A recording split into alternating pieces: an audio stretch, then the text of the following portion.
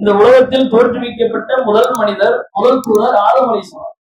ஆதம் அலைஹிஸ்ஸலாம் அவர்களை அல்லாஹ் படைத்து அவர்களிருந்து ஹவ்வா அலைஹிஸ்ஸலாம் அவர்கள் இருவரையும் எல்லாம் சுவனத்தில் குடியமர்த்துகிறார். உலக படிக்கப்பட்ட அந்த ஆரம்ப நிகழ்வு இது. இந்த நிகழ்வுகளை அல்லாஹ் குர்ஆன்ல சொல்றான்.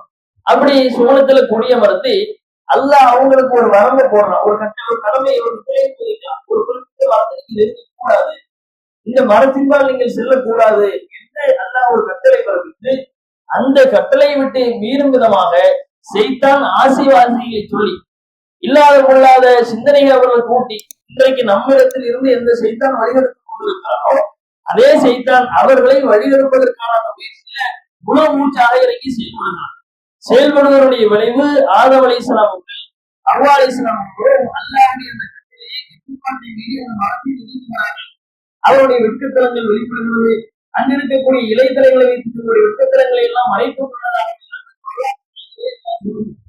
இப்படி ஒரு தவறை, ஒரு பாவத்தை அல்லாஹ்வுடைய கட்டளையை மீறியதன் விளைவு ஆதம் அலைஹிஸ்ஸலாம் அவர்கள் அல்லாஹ்வால் கோபிக்கப்படுகிறார்கள்.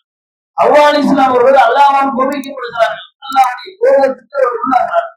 இப்படியான ஒரு நிலையில் ஒரு தவறை செஞ்ச, ஒரு பாவம் புரிந்த நிலையில் அந்த மக்கள் அதிலிருந்து மீள்வதற்கான வழி அல்லாஹ் அதற்கான ஒரு வழிமுறையை கற்றுக்கொண்டார்.